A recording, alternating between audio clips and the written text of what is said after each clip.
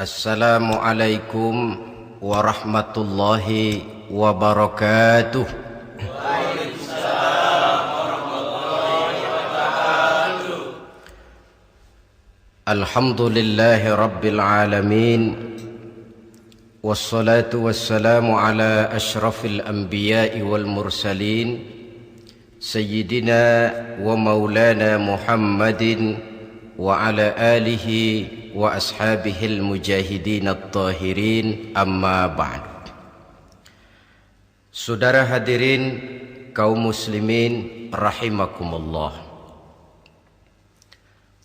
Dalam kehidupan sehari-hari kita selalu berhadapan dengan dua hal yang berlawanan, dengan dua hal yang kontroversial kata orang sekarang, yang kita diharuskan memilih satu di antara kedua hal itu.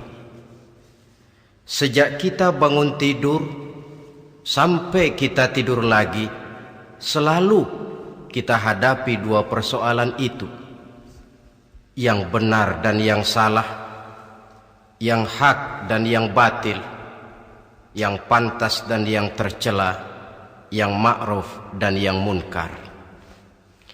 Persis seperti sebait lagu yang lagi ngepop dan banyak dinyanyikan anak sekarang, madu di tangan kananmu katanya, racun di tangan kirimu.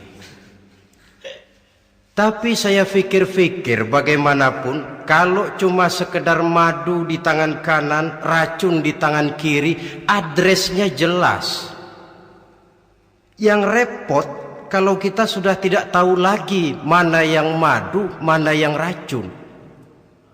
Lebih celaka lagi di zaman sekarang, banyak racun mereknya madu. Kita terpedaya, kita terpesona, kita terpukau oleh racun yang bermerek madu ini. Kita minum dia yang akibatnya rawan di dalam kehidupan kita. Sangat banyak racun-racun yang terpancang di sepanjang perjalanan hidup kita ini. Dan dua di antara racun kehidupan itu akan kita bicarakan pada pertemuan kali ini, yakni arak dan judi, minuman keras dan judi.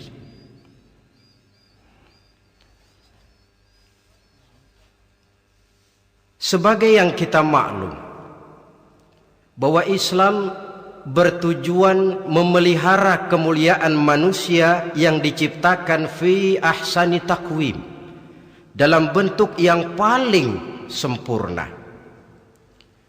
Arak atau minuman keras jelas merupakan hal yang merusak dari berbagai aspek kehidupan.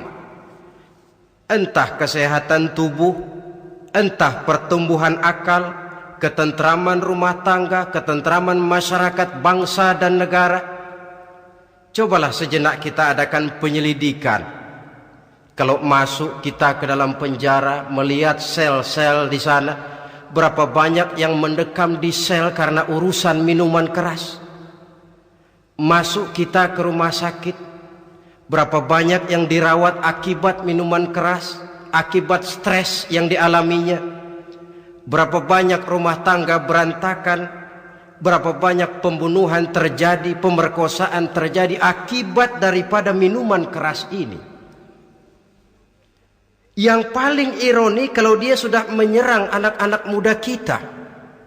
Padahal kita tahu remaja pemuda adalah bentuk miniatur daripada kehidupan suatu bangsa. Akan bagaimana warna Indonesia 20, 30, 40 tahun yang akan datang, remaja dan pemuda kita jawabannya. Bahkan dari segi agama pun akan bagaimana warna Islam di Indonesia 20, 30 tahun yang akan datang, remaja itu pula jawabannya. Karena itu tidak terlalu berlebihan kalau saya berkata bahwa untuk menghancurkan Islam di Indonesia ini tidak perlu menghancurkan pondok pesantren, tidak perlu menutup masjid, melarang pengajian, menyegel musola, tidak perlu. untuk menghancurkan Islam di Indonesia cukup dengan meracuni remaja, pemuda-pemudi Islam di Indonesia. Kalau mereka sudah diracuni, dijauhkan dari agamanya, masalahnya tinggal menunggu pergantian generasi. Maka yang jadi pilot proyek jelas remaja, pemuda, termasuk dengan menanamkan pengaruh minuman keras. Ditanamkan ke tengah remaja kita ini untuk jauh dari tuntunan agama. Hei pemuda-pemuda Islam, kalau kau mau jadi pemuda modern, jangan dekat-dekat ke masjid. Masjid khusus 60 tahun ke atas. Sepertinya di depan masjid itu ada papan pengumuman masjid khusus 60 tahun ke atas. Baca Quran kolot. Seiring dengan itu lalu modernisasi diartikan dengan westernisasi. Kau tidak akan bisa jadi pemuda modern sebelum semua yang datang dari barat kau telan mentah-mentah. Kau harus bisa bergaul seperti orang barat, berumah tangga macam orang barat, makan minum seperti orang barat. Kalau nyanyi lagu barat yang orang lain gak ngerti, kamu juga gak tahu.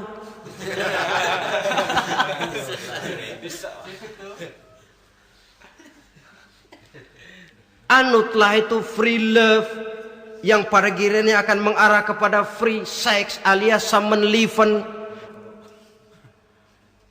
Isaplah itu ganja, morfin, narkotik.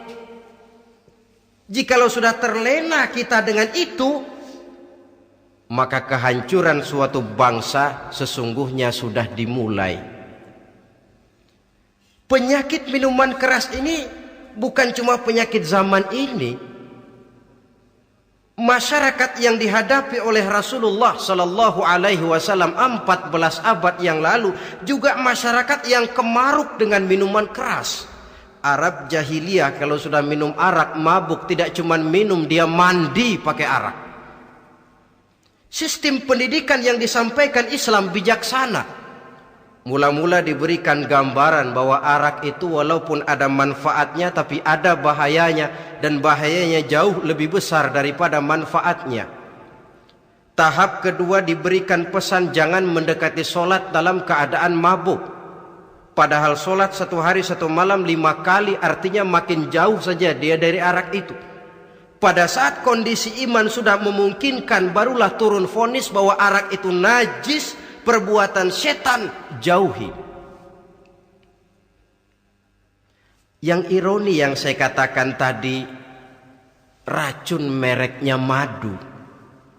Kadang-kadang kita dibuai dengan iklan yang tidak mendidik. Saya pernah lihat ada iklan misalnya, Anda ingin modern, majulah bersama minuman ini.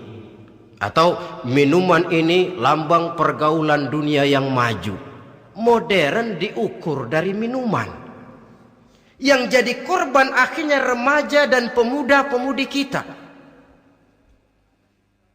Saya teringat satu analisa dari Rasulullah Sallallahu Alaihi Wasallam.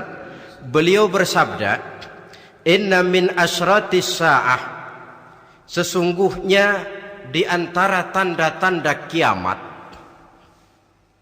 Apa kiamat itu? Dalam arti yang umum, kiamat itu saat dimana alam ini hancur, bumi gempa, air laut tumpah ke darat, gunung meletus, planet-planet bertabrakan, lalu semua yang bernama hidup mati. Itu kiamat beneran. Saya nggak mau cerita kiamat beneran sebab saya sendiri nggak kepengen ngalamin. Yang sering kita ngalami ini kiamat kecil-kecilan, kiamat mini. Apa kiamat mini itu? Hancurnya sendi-sendi kehidupan sosial. Maksiat merajalela, munkarat menjadi-jadi. Yang ma'ruf dianggap munkar, yang munkar malah menjadi ma'ruf. Yang salah disanjung-sanjung, yang benar dicaci maki. Tuntunan dianggap tontonan, tontonan malah jadi tuntunan. Kan kiamat kalau sudah begitu. Penjungkiran nilai. Kenapa hal semacam ini bisa terjadi? Penyebabnya kata Nabi, pertama ayyurfa'al ilmu. Ilmu diangkat oleh Allah. Bagaimana cara Allah mengangkat ilmu dan apa maksudnya itu? Allah mengangkat ilmu itu, saudara, caranya pertama dengan mewafatkan ulama. Makin banyak ulama wafat, makin banyak ilmu ditarik. Yang kedua, kurangnya minat orang untuk belajar agama. Kalau sudah klop macam itu, artinya agama sudah disudutkan ke pojok-pojok kehidupan. Agama cuma sekedar tinggal dekorasi. Agama cuma seminar, cuma kongres, cuma muktamar. Tapi bahwa agama merupakan realita dalam kehidupan, itu tidak pernah terwujud. Kalau ulama sudah tiada, minat orang belajar agama berkurang, maka ajaran Allah tidak lagi didenungkan orang. Dikala itu wa yudharul jahlu, akan muncullah kebodohan, nampak kebodohan di mana-mana. Muncul permissive society, masyarakat yang merasa boleh hidup dengan kaidah serba boleh. Tidak ada halal, tidak ada haram, tidak ada hak, tidak ada batil, semuanya serba boleh. Kalau sudah begitu kondisi masyarakat, terjadilah apa yang dianalisa oleh Nabi. Dikala itu wayabsu zina, zina dikerjakan berterang-terangan. Orang sudah tidak punya malu. Hidupnya sudah pakai prinsip punya kuping, kuping kebo. Punya muka, muka tembok. Punya kulit, kulit badak. Kalau juga dikasih tahu, malu dong kau tinggal serumah belum nikah. Malu sama siapa? Masyarakat. Allah, masyarakat cuek aja.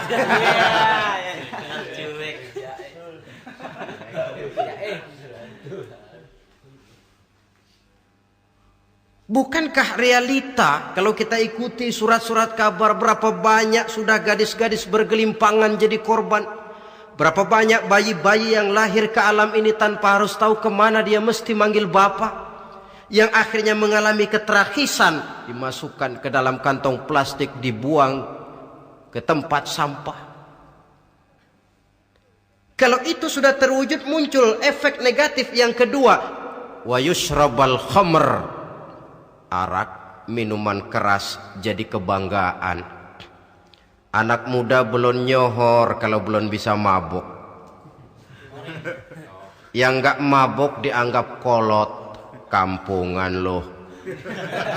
Bikin malu baru kena segelas saja udah miring. Cengeng. Temen kita hebat sampai nyungsep di got. Yang nyungsep hebat. Ya, kalau cuma yang hancur kehidupan pribadi. Tapi kalau sudah menyangkut masa depan, yang berarti masa depan suatu generasi adalah merupakan masa depan daripada suatu bangsa. Begitu kerasnya Islam ini melarang minuman keras, sampai bukan cuma sekedar meminumnya saja yang diharamkan, tetapi juga dilarang mengimportnya, memproduksinya, membuka warung yang menjual minuman keras, atau bekerja di tempat penjualan minuman keras. Ada juga yang nyerempet-nyerempet, Pak, kalau sedikit kan nggak apa-apa, nggak mabuk ini. Nah, saya ingatkan hadis Nabi diriwayatkan oleh Imam Ahmad, Abu Daud dan Turmuzi. Nabi bersabda, ma askara kathiruhu faqaliluhu haramun. Apa yang banyaknya menyebabkan mabuk, sedikitnya pun tetap haram hukumnya.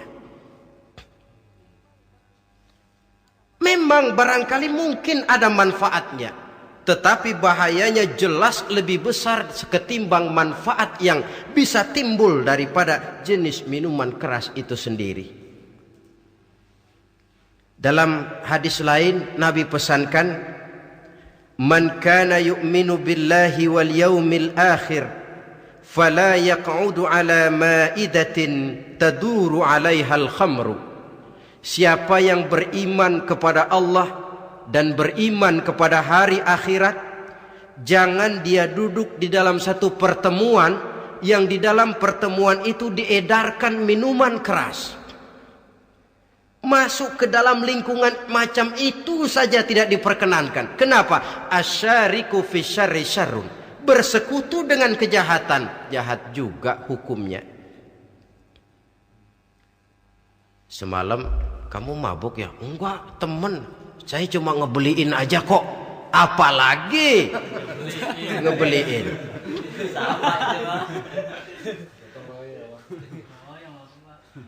Sebab apa? Dalam keadaan mabuk, orang tidak lagi bisa berpikir secara logik.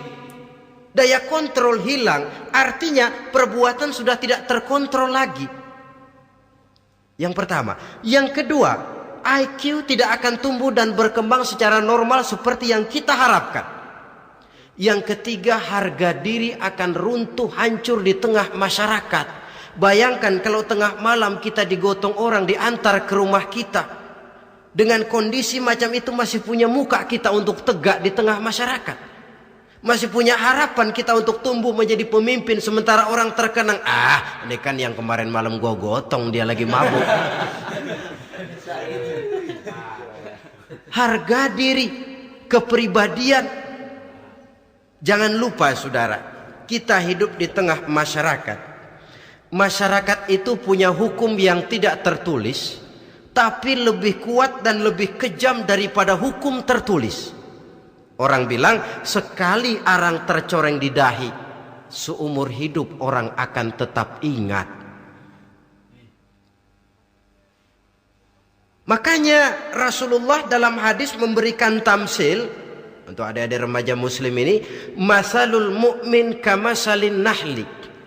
Perumpamaan orang yang beriman itu persis seperti tawon. Mentalitas orang mukmin persis tawon. Apa mentalitas tawon? Kalau kita ngaji bab tawon, kita renungi apa keistimewaan tawon. Saya lihat-lihat, ternyata tawon itu punya 4 keistimewaan. Pertama, tawon itu yang dihisap selalu saripati bunga. Bagus makanannya. Belum pernah tawon keliru makan. Saya belum pernah dengar kok ada tawon makan tahu.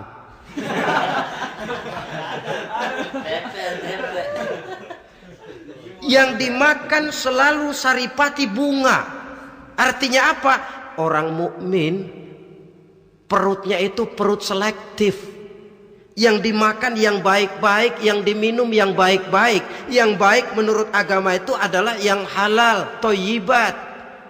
Perutnya selektif, bukan perut asbak. Kalau asbak puntung apa saja masuk ke dalamnya. Tapi mukmin perutnya ini selektif. Daging kambing masuk, tahu masuk, kangkung masuk, kodok minggir, air kelapa minum, kopi minum. Tapi kalau sudah berbau minuman keras, minggir. Sebab apa? Makanan dan minuman yang kita masukkan ke dalam perut besar ini akan digiling dalam perut besar, akan melahirkan energi, menggerakkan sel-sel pembuluh saraf.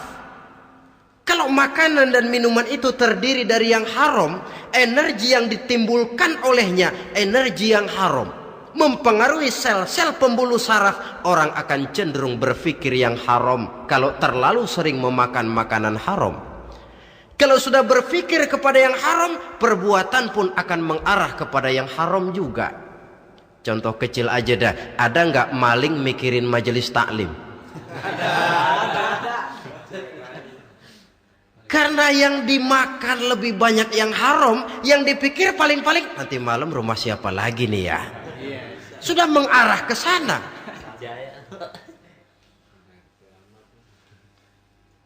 Saripati bunga yang dimakan tawon itu. Lalu tawon yang kedua saya lihat yang dikeluarkan selalu madu. Artinya apa? Orang mukmin itu kalau dia berkata, perkataannya mengenakan orang. Kalau dia berbuat, perbuatannya membawa manfaat bagi orang. Kalau kakinya melangkah, tentu ke tempat yang ada gunanya, yang dikeluarkan madu, bukan racun. Indah tawon itu. Yang ketiga, tawon saya lihat kemanapun dia hinggap tidak ada dahan patah. Artinya apa?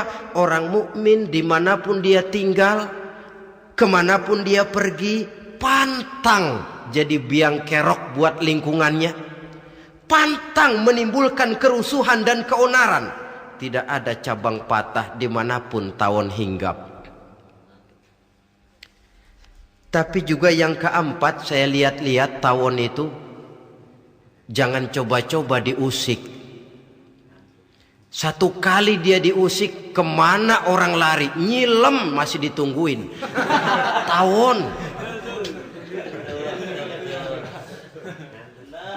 Tapi kalau nggak diusik, nggak ada tawon usil ke pasar nyariin orang.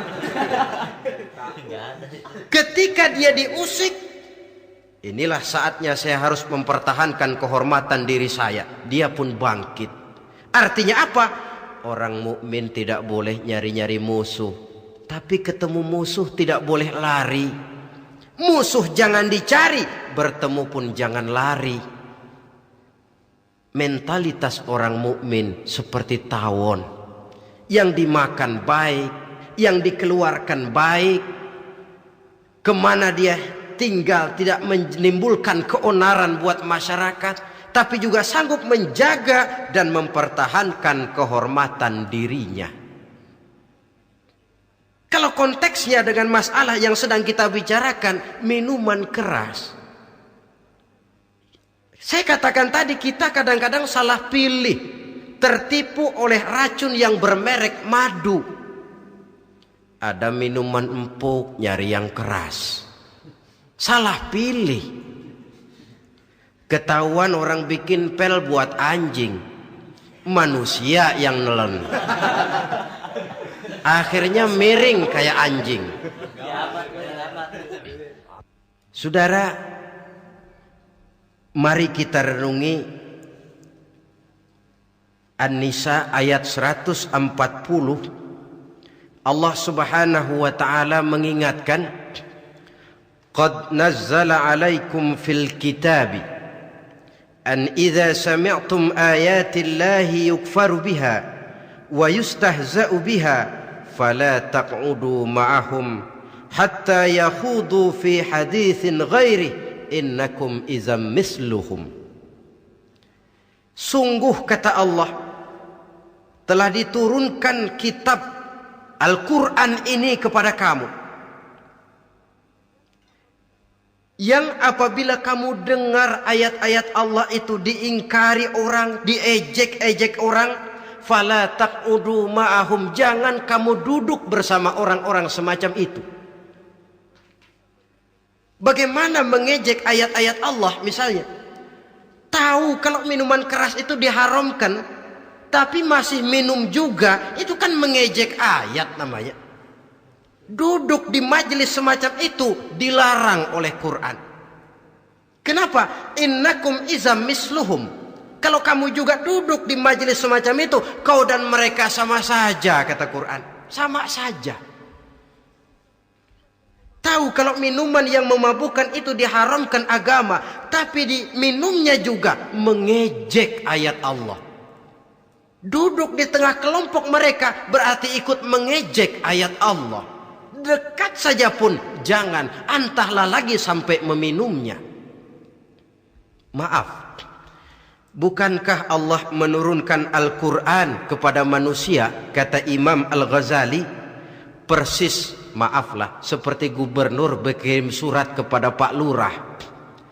Dalam suratnya Pak Gubernur bilang, Pak Lurah, tolong carikan tanah di daerah Kebayoran untuk sekolah 6.000 meter. Pak Lurah dapat surat dari Pak Gubernur, bangga bukan main. Itu surat sore, pagi, siang, malam dibaca. Ditaruh di tempat yang tinggi. Diberikan minyak wangi, mau diambil dicium dulu. dibawa dengan penuh hormat dan hati-hati, tapi tanah yang dipesan Pak Gubernur tidak dicari-cariin. Penghargaan macam apa ini? Nanti gubernur cek, Pak Lurah, siap Pak? Sudah terima surat saya? Sudah Pak, sudah. Bagus. Lalu bagaimana? Aduh Pak, surat Bapak sore pagi siang malam saya baca. Bagus.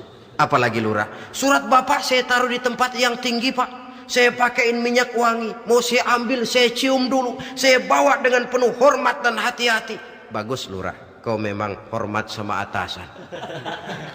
Cuman Lurah, tanahnya udah dicariin belum? Nah yang itu belum tuh Pak, belum. Kata gubernur, bagus Lurah, besok berhenti lo ya.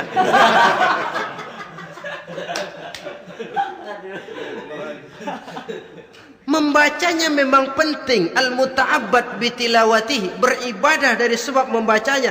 Tapi setelah kita baca, kita tahu isinya, what next? Mau apa kita dengan isinya itu? Jangan yang kita baca kita injak-injak. Itulah ironinya, bagaimana Quran itu mau membawa keberkahan dalam hidup ini, kalau yang kita baca sering kita injak-injak. Dalam kehidupan kita baca ayat wa ahallallahu al-bai'a wa harramar riba. Allah halalkan jual beli, Allah haramkan riba, tapi renten ditelan terus.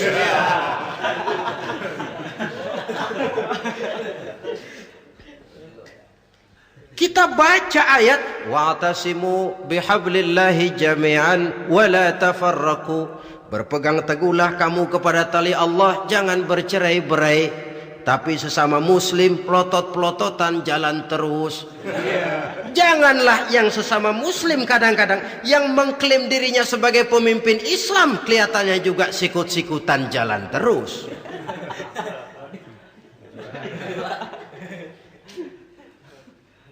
Sehingga tidak heran kalau orang bilang di bawah ngamalin ayat kursi sudah sampai di atas ayat hilang, tinggal kursi saja yang diamalin.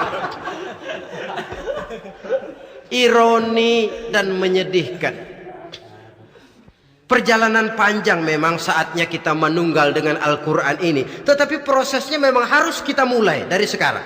Perkara kapan proses ini selesai, itu bukan masalah kita. Tapi bahwa kita sudah memulai suatu proses, itulah yang diharapkan. Hadirin yang saya hormati, oleh karena kerasnya peringatan Islam terhadap minuman keras, pernah satu hari seorang lapor kepada Khalifah Umar bin Abdul Aziz bahwa ada sekelompok orang berkumpul meminum minuman keras. Kata Khalifah Umar bin Abdul Aziz, dera mereka, hukum, cepat. Ya Khalifah, kenapa? Di tengah mereka ada juga orang yang Ramadan biasa puasa. Begitu, iya, yang biasa puasa duluan hukum. Kenapa? Mengerti memang lebih besar resikonya daripada tidak mengerti. Kalau yang tidak mengerti dilatar belakangi oleh kebodohan, barangkali masih bisa ditolerir, masih bisa dimaklumi. Ini toh sudah tahu mau puasa, kenapa berkumpul di majelis yang ada minuman keras? Tapi memang kelompok ini kan memang selalu ada. Kita lihat dalam masyarakat itu kan ada 4 kelas itu. Pertama, ada orang yang tahu perintah dan tahu larangan. Ini the first class, kelompok terbaik. Perintah tahu dia kerjakan, larangan tahu dia jauhi. Ini orang terbaik. Yang kedua, ada orang tahu perintah tapi tidak tahu larangan. Perintah tahu, larangan tidak tahu. Sholat mau, puasa mau, zakat fitrah bayar, nyolong mau, mabuk ayo. Perintah tahu tapi larangan tidak tahu, akhirnya semua dikerjain. Barangkali yang rada bingung malaikat bagaimana nyatatnya ini, kotor absen. Gelas yang ada di hadapan saya ini, kalau semua diisi air putih macam ini, kan jelas bisa diminum orang. Kalau semua diisi bensin, jelas bisa diminum motor. Tapi Tapi kalau separuh diisi air putih, separuh diisi bensin, kacau. Kalau gelas yang ada di hadapan saya ini sepenuhnya diisi air putih, jelas bisa diminum orang. Kalau sepenuhnya diisi bensin, juga jelas bisa diminum motor. Yang repot kalau separuh diisi air putih, separuh diisi bensin, kacau statusnya. Orang minum mabuk, motor minum pun mogok. Dijual juga tidak laku barang campuran. Inilah makna pernyataan Allah, wala talbisul haqqa bil batil. Jangan kamu campur adukan antara yang hak dan yang batil. Perintah dikerjakan, larangan pun dikerjakan juga. Kelompok ketiga, ada pula manusia yang tahu larangan tapi tidak tahu perintah. Larangan tahu tapi perintah tidak tahu. Jahat sama tetangga tidak. Mencuri tidak, mabuk tidak, zina tidak, sholat tidak, puasa tidak, polos, semua serba tidak. Dan yang terakhir, kelompok keempat, perintah tidak tahu, larangan pun tidak tahu. Ini masuk kelompok makhluk gratis. Misalnya kambing, ayam, kerbau, itu kan makhluk-makhluk yang memang perintah tidak tahu pun larangan juga tidak tahu. Nah, dalam hubungannya dengan ini saya mengajak, marilah kita berusaha sekuat mungkin menjauhkan diri dari minuman keras yang jelas bahayanya dengan hidup tidak jauh dari bimbingan agama. Hadirin kaum muslimin rahimakumullah. Kawan seiring dan sejalan dari minuman keras, judi namanya. Saudara kembar barangkali. Yang satu sering menimbulkan yang lain, tetapi bukan tak jarang keduanya berjalan berdampingan. Posisi judi dan arak ini dalam Quran sama bahayanya. Apa sebab? Mentalitas judi adalah mentalitas sirkeless, lingkaran setan. Artinya yang menang biasanya ketagihan, yang kalah biasanya penasaran. Ini yang menyebabkan orang tidak mau berhenti. Kalau dia menang, dia ingin mencoba untuk menang dalam jumlah yang jauh lebih besar lagi. Kalau dia kalah, dia penasaran, kenapa hari ini kalah? Barangkali sial, besok malam saya tebus. Mental semacam ini memang sulit untuk berhenti. Kenapa judi diharamkan dalam Islam? Pertama, seorang muslim di dalam berusaha mencari harta, dia harus mengikuti sunnatullah. Kata kita orang muslim, hukum alam kata orang sekarang, natural of law bahasa kerennya. Berusaha menurut hukum kausal, memasuki rumah dari pintunya, menunggu suatu akibat dari sebab yang kita lakukan. Bahwa kalau begini mesti begitu.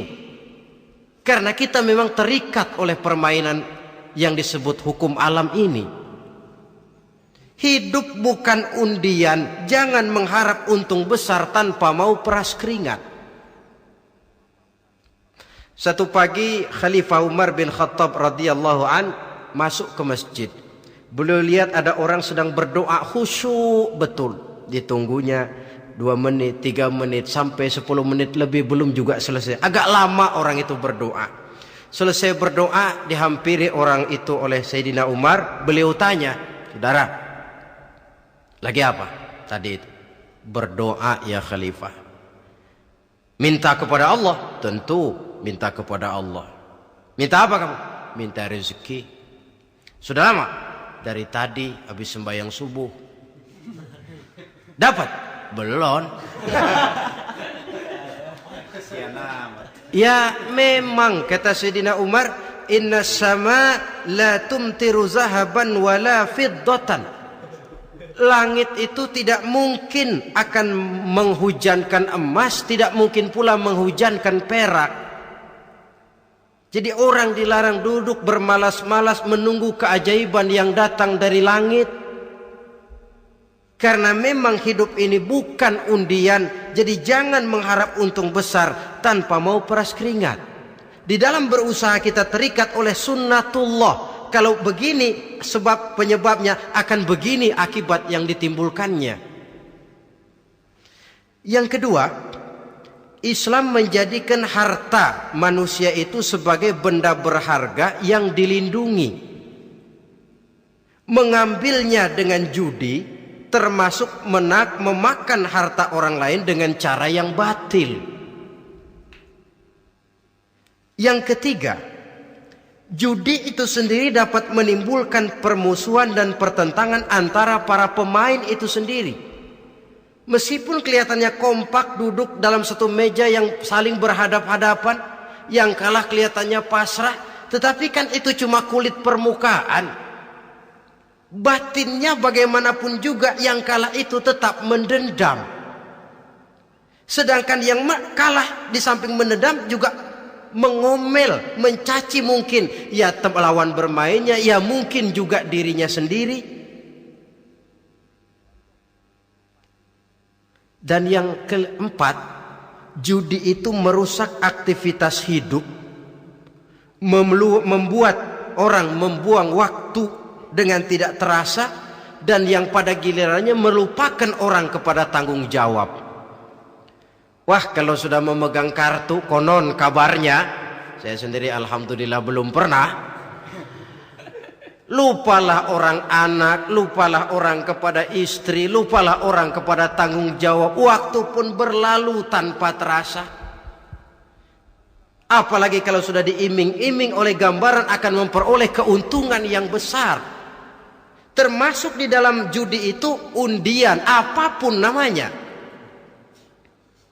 Yang usaha ke arah ini seharusnya tidak dipermudah, walaupun dengan embel-embel dana kemanusiaan, sumbangan sosial. Saya tidak begitu yakin, saudara, bahwa bangsa Indonesia ini sudah begitu menipis rasa kemanusiaannya sehingga untuk berlaku sosial mesti diimbangi dengan hadiah sekian juta rupiah.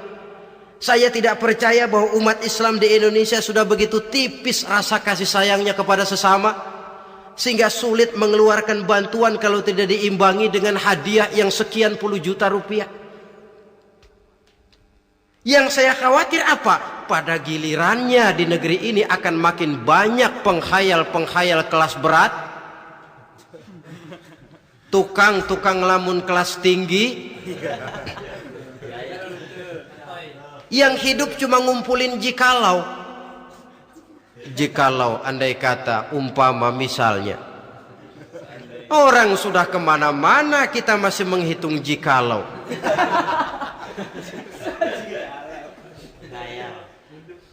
Orang boleh saja mengharap burung terbang tinggi, tapi punai di tangan jangan dulu dilepas. Artinya idealisme silahkan terbang setinggi langit, tapi kaki harus tetap berpijak di alam realita. Bahwa memang lebih baik makan singkong dalam kenyataan daripada makan roti tapi ngimpi.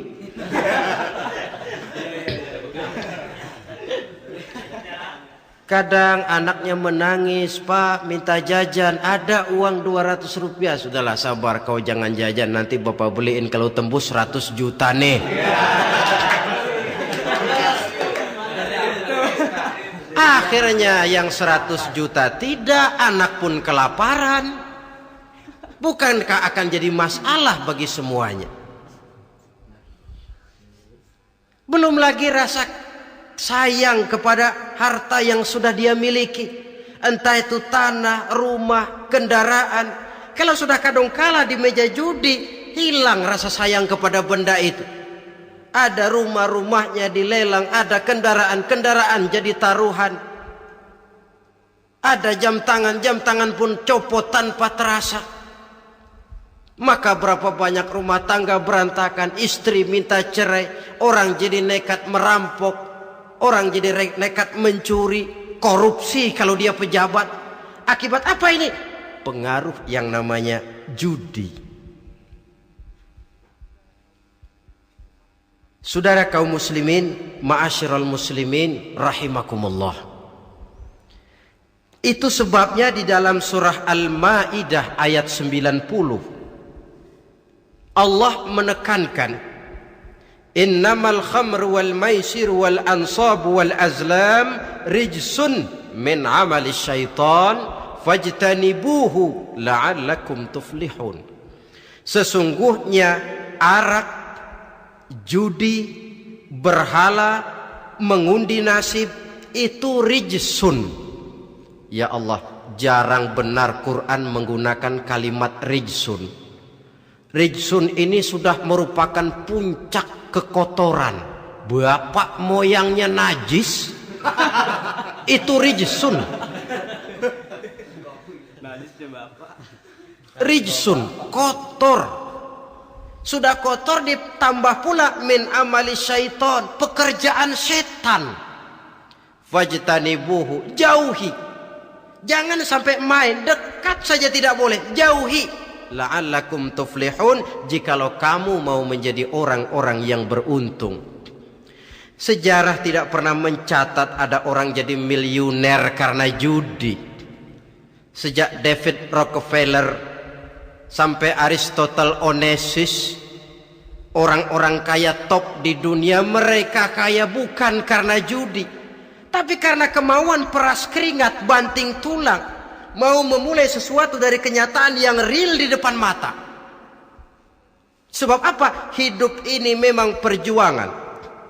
Janganlah kita ingin hidup dengan satu prestasi, ingin tetap hidup seperti apa adanya sekarang ini saja, toh kita harus berjuang. Apalagi ingin hidup lebih baik, lebih terhormat, lebih mudah. Hidup perjuangan. Perjuangan berarti pengorbanan. Berani hidup artinya berani berjuang. Berani berjuang maksudnya rela berkorban. Takut berkorban, jangan berjuang. Tidak mau berjuang, berhenti hidup. Itu logika. Dan bagaimanapun saya yakin lebih baik berkorban daripada menjadi korban. Kalau sekarang kita berkorban, peras keringat, banting tulang, berusaha secara sunnatullah untuk menghidupi anak, istri, keluarga, pada satu saat kita tidak akan menjadi korban kebrutalan anak-anak kita sendiri kalau mereka dibesarkan dan tumbuh berkembang oleh hasil yang diperoleh dari meja judi. Ayat 91 Al-Maidah ini lebih memperkuat lagi. Kalau itu arak, judi, berhala, mengundi nasib adalah perbuatan setan, sebenarnya setan mau apa sih? Ayat 91 menegaskan, innama yuridu syaitanu ayyuqi'a bainakumul adawata wal baghdha'a fil khamri wal maisir. Yang dimaui setan itu tidak lain supaya dengan arak dan dengan judi timbul rasa permusuhan, sikap memusuhi, saling marah di antara kamu.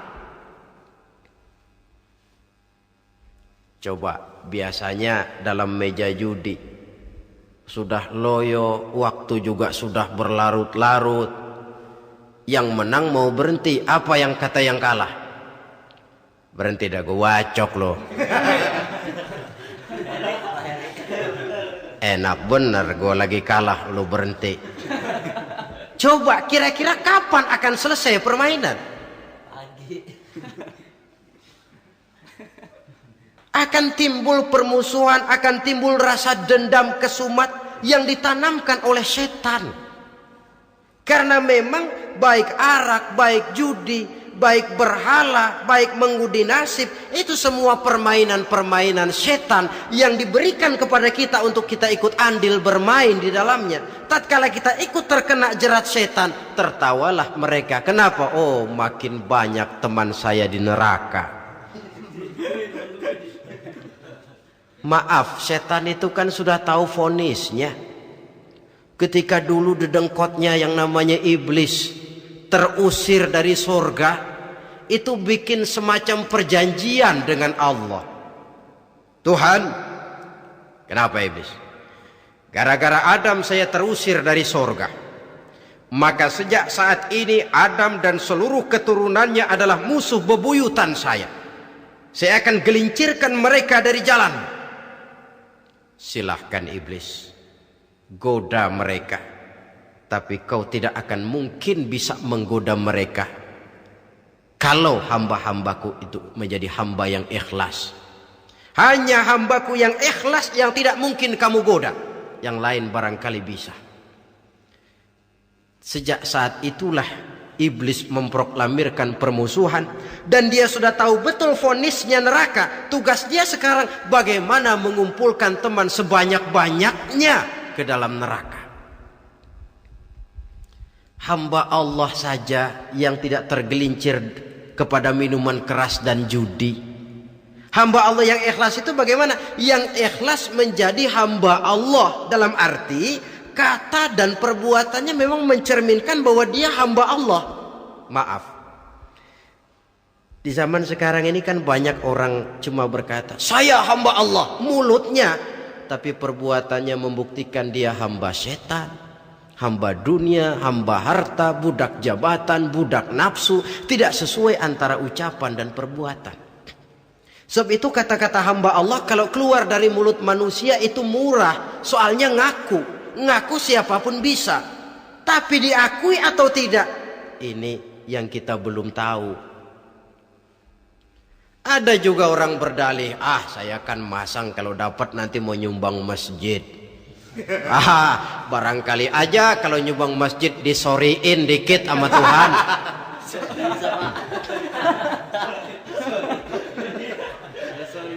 Apa bisa begitu? Saudara, kita tidak mungkin mencuci kain dengan air najis. Innallaha thayyibun, kata Nabi, la yaqbalu illa thayyiba. Allah itu baik dan hanya menerima yang baik. Bahwa dalam Islam tujuan yang baik harus dicapai dengan prosedur yang baik. Bahwa niat menyumbang masjid bagus, tapi hasil daripada judi atau undian tidak akan menyampaikan kita kepada tujuan itu. Tidak boleh mencuri kain walaupun niatnya untuk sholat. Kalau nyolong kain niatnya buat sembayang, dimaafin kali. Walaupun sholatnya sah, mencuri kainnya tetap saja dosa. Islam tidak menghalalkan segala cara untuk mencapai suatu tujuan. Bahwa tujuan yang baik harus dicapai dengan cara yang baik juga. Dan penyakit judi ini juga bukan penyakit baru. Sejak dulu masa jahiliyah judi mereka, saya kira kalau Las Vegas, kota judi Amerika saja barangkali masih kalah dengan cara judi jahiliyah dulu. Mereka kalau sudah judi itu uang. Habis uang ada punya tanah pasang taruhan. Habis tanah ada rumahnya dipasang. Apalagi yang ada? Ternak unta dipertaruhkan. Harta habis, rumah ludes, kebun binasa, ada istri juga dipasangin. Judi.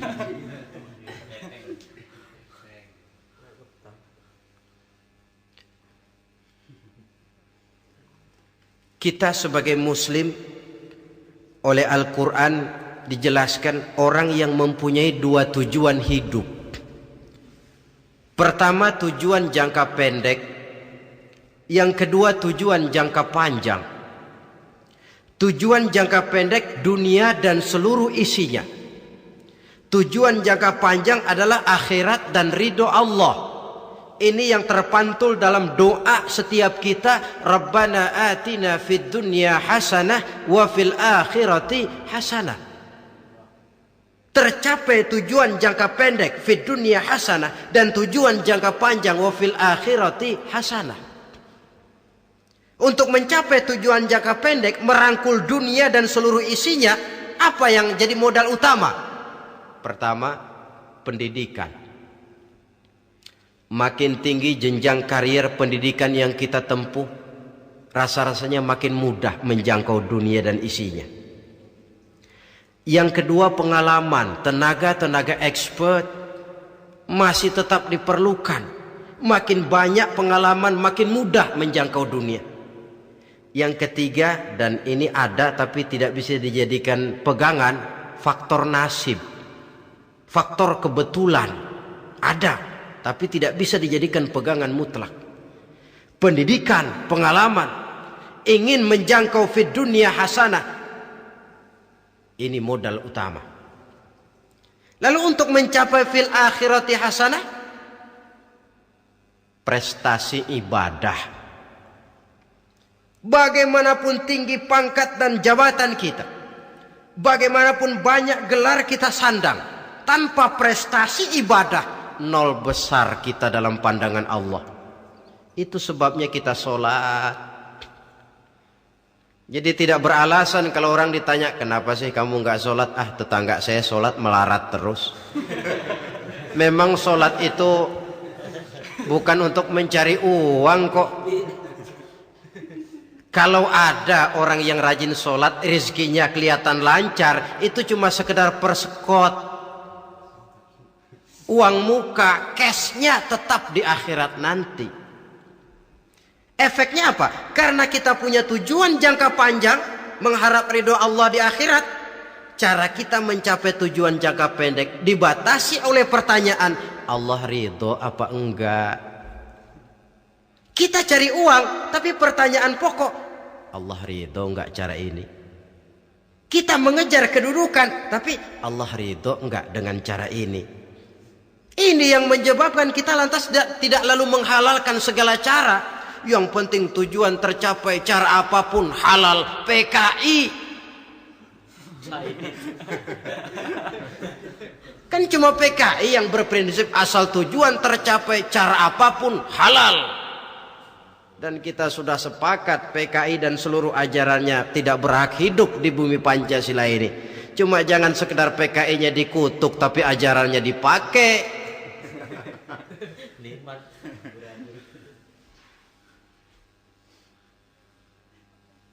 Nah, untuk mencapai dua tujuan ini, Islam mengajarkan sistem keseimbangan. Sehingga Nabi sabdakan, "I'mal lidunyaka ka'annaka ta'ishu abada, wa'mal li akhiratika ka'annaka tamutu ghada." Bekerjalah buat duniamu seolah-olah kau akan hidup untuk selamanya, tetapi bekerjalah untuk akhiratmu seolah-olah kau akan mati besok.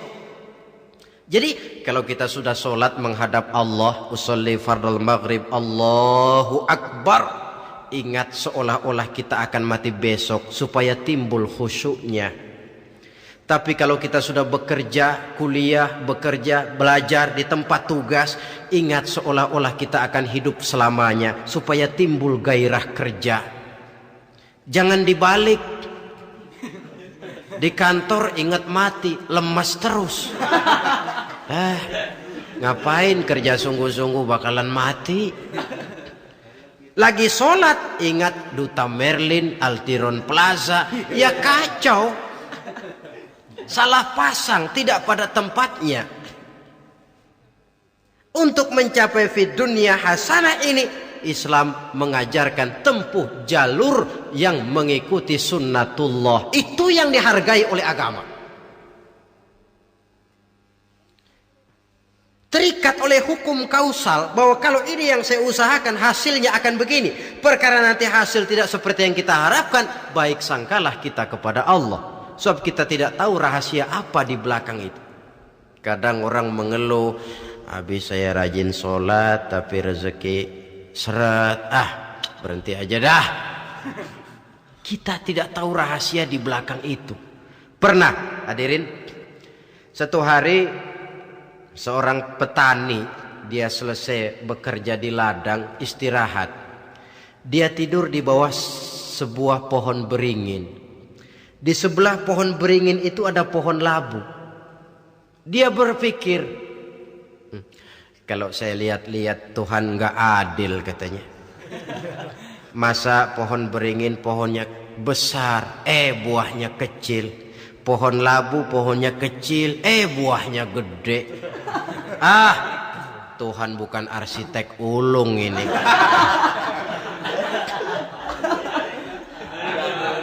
Mestinya supaya enak dilihat, beringin yang pohonnya besar buahnya sebesar buah labu. Pohon labu yang pohonnya kecil buahnya kecil saja sebesar buah beringin. Tidak adil Tuhan.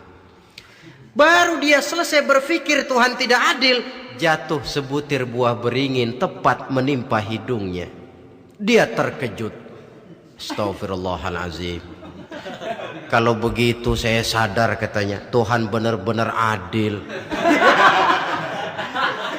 Coba kalau buah beringin segede buah labu, waduh, kayak apa muka saya ini?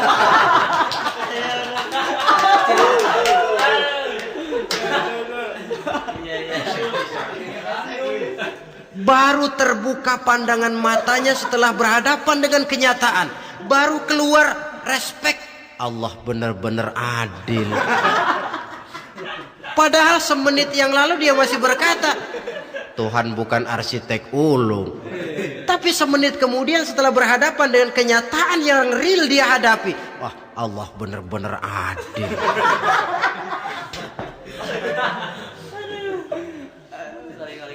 Itulah kehidupan ini.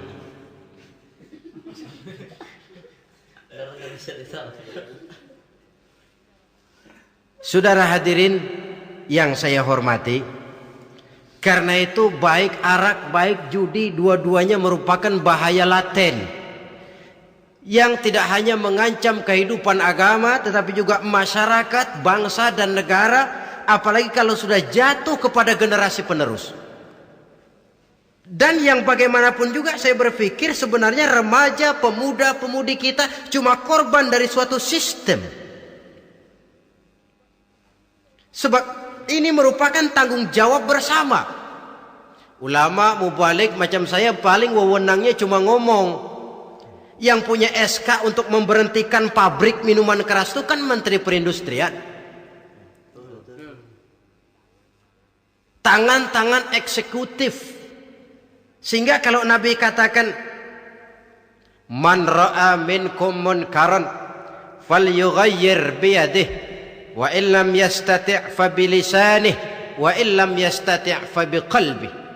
Apabila salah seorang kamu melihat suatu kemunkaran termasuk minuman keras dan judi di dalamnya, rubah itu. Dengan cara apa? Kalau kau mampu dengan tangan, artinya power, kekuatan. Kalau dengan tangan tidak mampu, ini orang kalau gue pukul gue yang melintir nih. Umpamanya fabilisani, dengan lidah ngomong. Mas, saya senang sampean tinggal di sini, kampung kami tambah warga, tapi tolonglah jangan bawa pengaruh yang tidak baik. Kalau ternyata bicara pun tidak berani, fabiqalbi, cukup dalam hati, sekurang-kurangnya tidak ikut membenci kemungkaran dalam hati. Itulah kadar iman yang paling lemah. Ini secara umum. Tapi kalau hadis ini kita mau adakan semacam, katakan description of job, bahasa kerennya, kita adakan pembagian tugas. Siapa yang harus merombak kemungkaran dengan power? Penguasa, pemerintah, sebab dia punya aparat. Siapa yang merombak kemungkaran dengan lidah? Ulama, kiai, mubalik, ngomong. Siapa yang hanya merubah kemungkaran dalam hati? Kita umumnya rakyat lemah ini, yang mau ngomong gak berani tapi hati pegel.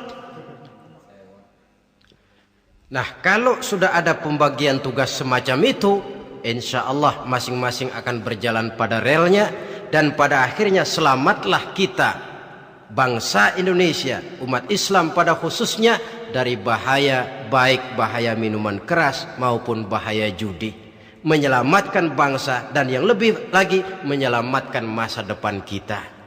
Sekianlah saudara pertemuan kita pada saat ini. Mudah-mudahan ada manfaatnya. Terima kasih atas segala perhatian. Mohon maaf atas segala kekurangan. Usikum wa nafsi bitaqwallah. Wassalamualaikum warahmatullahi wabarakatuh.